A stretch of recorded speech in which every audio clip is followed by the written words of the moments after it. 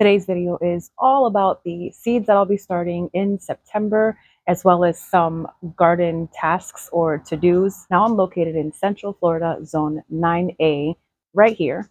So if you're in my same area and some of these sound interesting to you, then I'd say go for it. If you're a little more north than I am, then you can totally get started on these this month as well. You actually could have gotten started on some of these last month, but that's okay. Now, if you're located a little more south than I am, you may want to consider planting these later in September or even early October. So I'm just going to get right to it. First on my list are the greens or reds. Now I did already start some of these in early August, but I'm going to plant more now in September. And this would be butter crunch lettuce, which is a loose leaf type of lettuce where you can just cut and have it regrow for you over and over again. You don't have to wait for a large head of lettuce to form in order to harvest. Same with the red salad bowl lettuce. This one here is also a loose leaf type of lettuce. You can just cut, come again, and just continue that process until they die off in the warmer months. I'll be starting more of my mustards. So I've got my Ethiopian kale as well as my tatsoi, which is an Asian green. It's also in the mustard family, but it doesn't have like a really pungent mustardy flavor like some of the other mustards do. So this one's really nice. Now I will say I'm not too crazy about kale. I guess I'm gonna have to just find other ways to cook it that are more enjoyable to my palate. But if you're interested in growing your traditional kales, now is the time to get those started. I'm also going to be growing New Zealand spinach. You can also use this as a spinach substitute. It just has slightly thicker leaves, but it's better suited for warmer climates where regular spinach bolts at the first sign of heat. New Zealand spinach will just thrive in warmer or hot climates. And I know we're going into fall, but I still have a few months of warm weather, and New Zealand spinach is going to do just wonderfully out here. This one may come as a surprise to you, but I'm actually going to be doing a summer squash. This is patty pan or white scallop squash. And the only reason why I'm starting these now in September for fall is because they mature pretty quickly and you can harvest them as early as 60 days after planting. So if I started these September 1st, I could be harvesting by the end of October, which works out great because we still have those warm temperatures. This is a warm loving crop and we don't have as much pest pressure here in the fall like we did in the summertime. Now, if you find other warm loving squash varieties that you can grow that you're able to harvest in as little as 60 or even 70 days, you can start those now in early September too. Next up are our herbs. Now, I just planted out different herbs here, I would say about 2 days ago, so late August, but September is a perfect time to get these started. So first up is our basil. This is just your standard regular basil, but I also started a different variety of basil called cinnamon basil. Now this has a very similar flavor to your regular basil, but it also has a slight hint of cinnamon in the background, which is very interesting and really good. Now I bought these, I would say about almost 4 years ago. I don't really remember where I got it from. I know it was online, but I've just been saving the seeds over the last few years from the plants that I have growing in the garden. So that's how I have these seeds today. Planted out some thyme, sage, sweet marjoram, parsley, and my favorite, cilantro. Now, if you're one of those strange breeds of humans that don't like cilantro because you think it tastes like soap, let me know in the comments because I always find that very interesting how our taste buds can vary so much from person to person. Now for my brassicas, I did start several broccoli plants early August, and I will be starting just a few more in early September, but I'm also going to be starting a red cabbage. Now, if you like the green cabbages or other types of cabbages, of course, now is the time to get those started. I also started some peppers and tomatoes early August, as well as some tomatillos. So I'm good on those. I'm not going to be starting any more this month, but it's not too late to start those in September either, especially if you're interested in growing the larger types of tomatoes. Fall is the perfect time to grow them because the pest and disease pressure is much lower than it was in the summertime. Another one I'll be starting are the sugar snap peas. I love snacking on these. A lot of times they don't even make it into the house, We go out, check on our peas, and harvest them right then and there and snack on them. They're delicious. They're one of my favorite things to grow in the warmer and slightly cooler months. So this is another fun one. And speaking of fun, we're doing another round of ground cherries. I did start a bunch of these in early August, but we'll start some more here in early September. You can grow those in containers or let them sprawl out on the ground. They're sprawlers, they don't grow very tall, and they are very heavy producers. They have a papery husk on the outside, and then inside is this delicious dark yellow to light orange berry. Another fun one is the golden midget watermelon. Now, these are smaller watermelons, so they are going to ripen a lot quicker than your standard large watermelons. And while we're still talking about fruit, I will be buying some strawberry starts. I just plan on buying these small baby plants and planting those out into my raised beds. As for our root crops, I will be sowing another round of carrots. So I've got the short and sweet carrots and the rainbow mix. I've grown both of these in the past. Both do really well for me. Now, I did already start some of these early August, but I will continue to sow a few more seeds here and there in September as well as October. We also have our radishes. Now, I'm not too big on radishes unless they are prepared a certain way, but you can be growing all the radishes, all the different varieties. I know there's fun ones like watermelon radish, which I haven't tried yet, but what I do have and what we will be starting is the standard red radish, short radish, daikon radish, and long radish. And I'm not personally starting any beets this year, but you can start beets as well. Now, I don't eat them a lot, but I do like to turn them into beet powder, which is really fun. And I use that powder in smoothies. You can also use it as a natural food coloring. We made some homemade Play-Doh the other day and used beet powder to turn the Play-Doh into a nice deep pink color, and that was cool. I'm going to also start more onions. I did already start these early August, but doing it again in September and maybe even in October. And what I have are the short day onions because those are what will produce well for us here in the southern states. And one of my favorites is the Texas early grano onion. It produces a nice, sweet, large yellow onion, and it does really well here in Florida. I have a lot of green onions already out in my garden. I saved seeds from green onions that had went to flower earlier this year. So if you're interested in growing green onions or bunching onions, you can get seeds for those, or you can easily go to the store, buy yourself a bunch of green onions, use it up, save the bottom root part, and plant that out into your garden. You can interplant between your tomatoes. You can place them under trees, just scatter them throughout the garden and see where they grow best. Now, if you want to go outside and admire your garden and admire all the little pollinators, the bees, bumblebees, carpenter bees, butterflies, then you'll want to provide them with an abundant food source supply. And yes, they'll get the pollen from all of the veggie crops that you are growing that either end up going to seed or are ready to produce their fruits. But you may also want to consider going beyond that and growing a whole bunch of different flowering plants, especially those that are native to your area. And if you're interested in incorporating more native flowering plants, your best bet is to visit one of your local native nurseries and they can completely guide you in the right direction. That way you increase that diversity in your garden and you attract a lot more pollinators, which is what we want. We not only want to support them and give them what they're looking for, but also we want them to pollinate our veggie crops and reduce the manual labor of us having to hand pollinate our flowers. Now for our monarch butterflies, I have milkweed growing in the garden. It's best to go with native milkweed varieties if and when possible.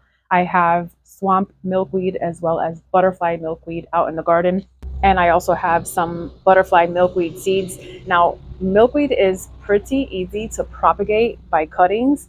If you grow them from seed, it's just going to take a little longer. So they're pretty slow to germinate and they're also slow growers. And there's also a big debate on whether or not these need a period of cold in order to germinate. I've seen growers germinate these just fine without that cold period. I've seen others say that their milkweed does not germinate unless they receive that cold period first.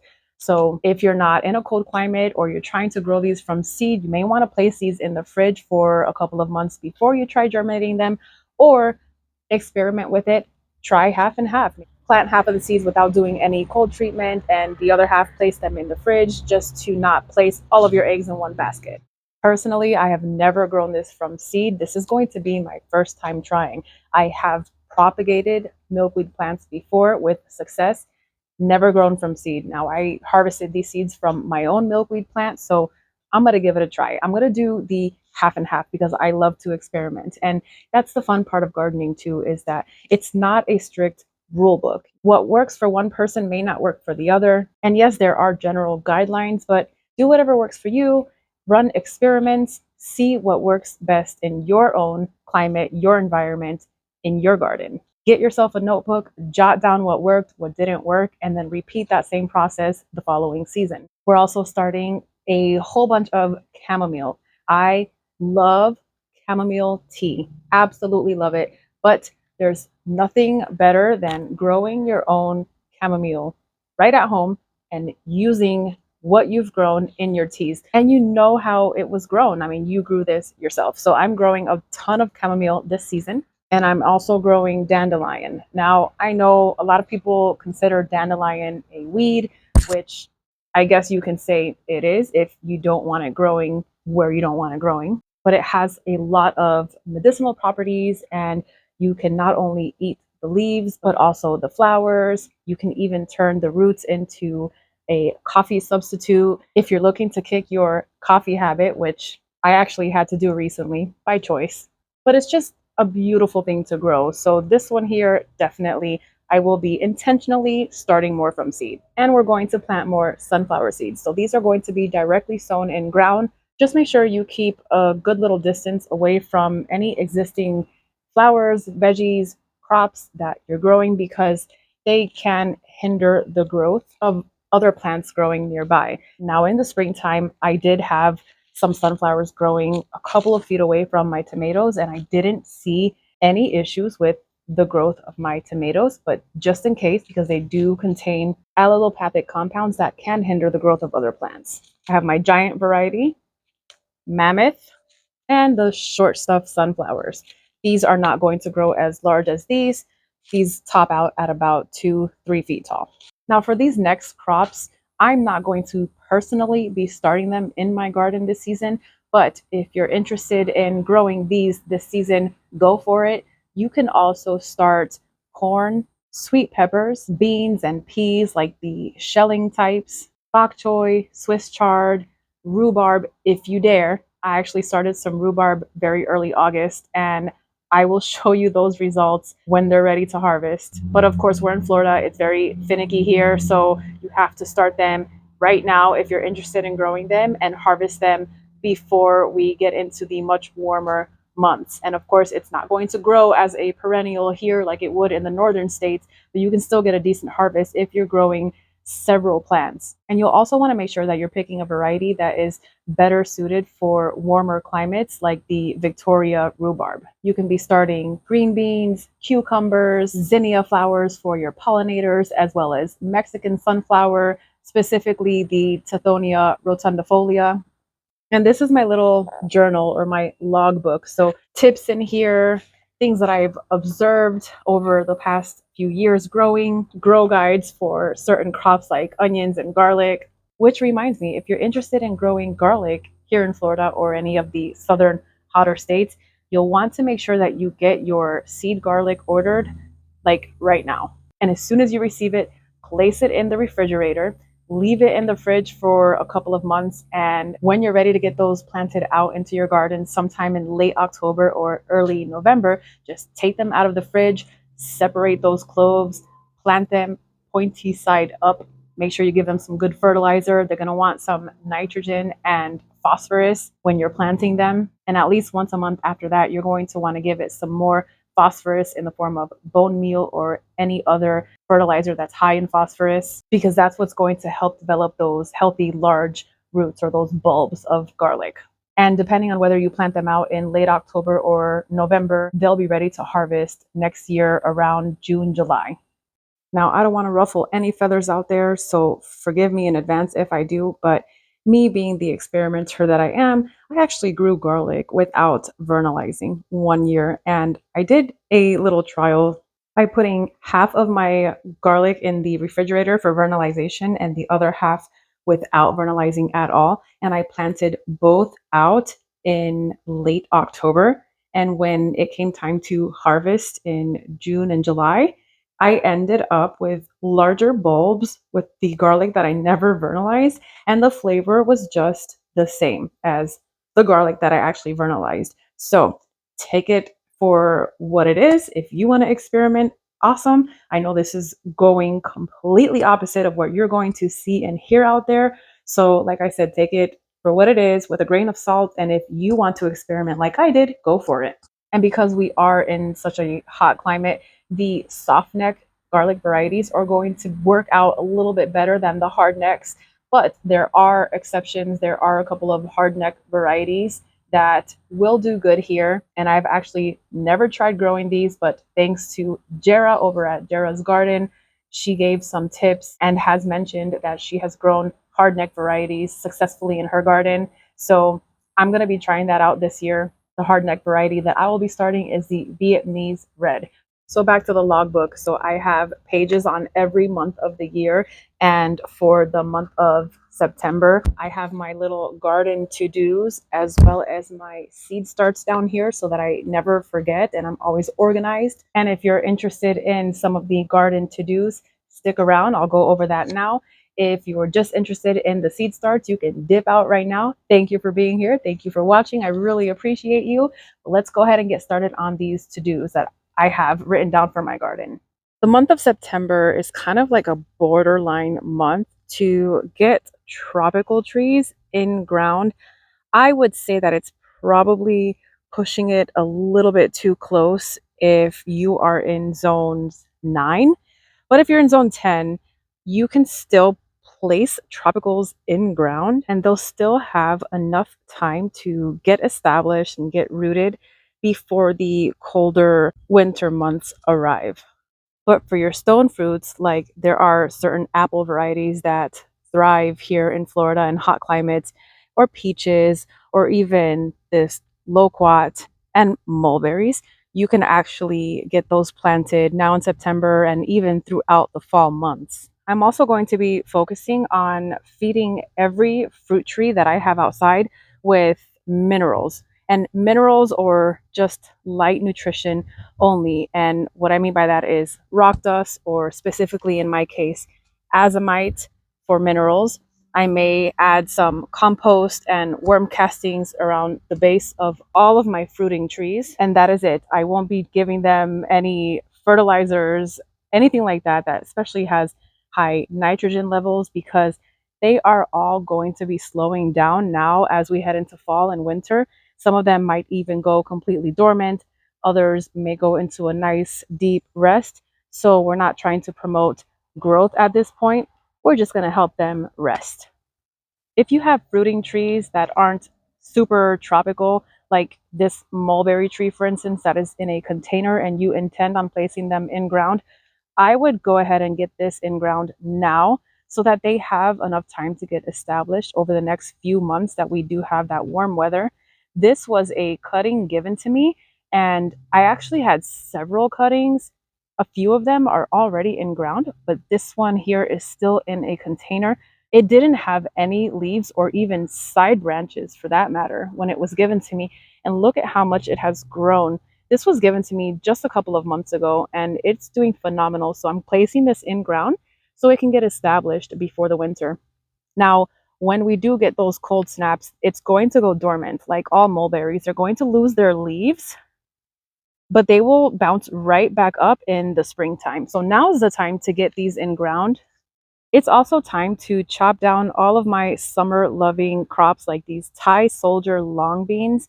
They did really well over the summer months, but they're starting to kind of wither away. And you can even tell because none of this grass or these weeds were here when they were thriving and full.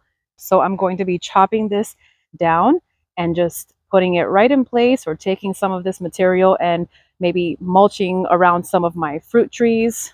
If you have sun hemp growing that has not gone to flower, now would be the time to get this chopped down and incorporated into your soil or into your garden beds or containers before it goes to flower. Now, you'll see that a lot of mine has already gone to flower, and that's okay because I've already chopped down most of what I was growing and incorporated them into my garden bed so that they can start breaking down and feeding the soil and keeping those root knot nematodes away.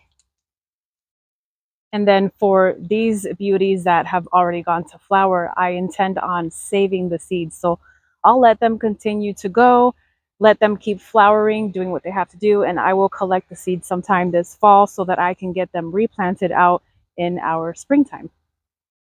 If you have garden containers or raised beds that were affected by root knot nematodes, then you may want to consider solarizing the soil. Now, it's not ideal. This probably would be like a last step, and I had to do this in my case because the nematode population in these containers was just insane. What I've done is I've covered this large 15-gallon container as well as a smaller one next to it with a tarp, and I let the sun just bake down on it over the summer months.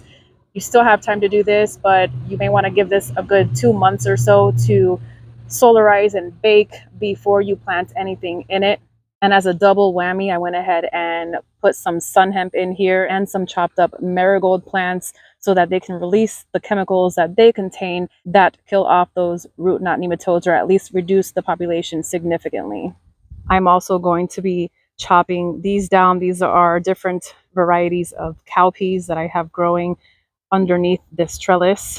And I grew these here specifically as a cover crop to cover the soil along the bottom of this trellis because this is where I like to grow my tomatoes and small vining plants like the small watermelon varieties or even loofah. And technically, loofah is a summer crop, but I will let this continue to go because I planted this very late in the season. I could have gotten this planted out in the springtime, but I didn't. So I'm just going to let it continue to go until it naturally dies off during our colder winter months. Now is also the time to start taking cuttings of certain fruiting trees, whether that be the Barbados cherry, the pineapple guava or the feijoa, sugar cane, papaya, like this beauty back here. This was actually a cutting and it rooted perfectly right here in this little container. So if I need to up pot this before the springtime, I will. And in the spring, I will be placing this one in ground because if this one doesn't survive our cold winter, at least the other one will, and it's a backup. Now, some trees just don't do very well with propagating by cuttings, like this Jamaican cherry tree or strawberry jam tree. So for trees like this, we'll want to try air layering them. That's exactly what I will be doing this month. I'm going to take a branch that has multiple little side branches, like maybe this one right here, and I'm going to get this air layered in hopes that it forms roots and I can cut that off and pot it up sometime late October or even November if I need to wait that long. Now, figs will do just fine in the winter. They'll lose their leaves, go dormant, and come back in the spring. But just in case, especially if you want to propagate and multiply your fig supply, you can certainly start taking cuttings now. If you're growing passion fruit, it would be a really good idea to also take cuttings. Now, when I last grew passion fruit, I had a much larger vine and it went dormant in the wintertime, but bounced right back up in the spring. But with this vine being a little younger, I don't want to take that chance. So I'm going to take some cuttings and I'm going to get them rooted in water and soil. So half of the cuttings I'll place in some water and replace that water every few days or so over the winter time. And with the other cuttings, I'll go ahead and place them into soil. And once I see roots starting to form and they're nice and healthy and vigorous, I'll up pot it at that point and give it some nutrients until the springtime when I can come back out and place them in ground. And again, this might do just fine in the winter and bounce right back up in the spring, but you never know. You just want some backups just in case. You have certain medicinals growing like this Cuban oregano or even toilet paper plant or boldo, you may want to take some cuttings and do the same thing. Place them into a little pot of soil and let them root for you and baby those plants until the springtime when you can place those back outside. And I'm doing the same with my Mexican sunflower. This one is the Tithonia diversifolia, which is typically only propagated by cuttings, not by seed. I truly hope this video was helpful and gave you some ideas of what you can be starting this month, as well as some of the garden tasks that may need your attention. If you like this video, please give it a thumbs up and consider subscribing if you aren't already to catch future videos like this one. I'll see you next time.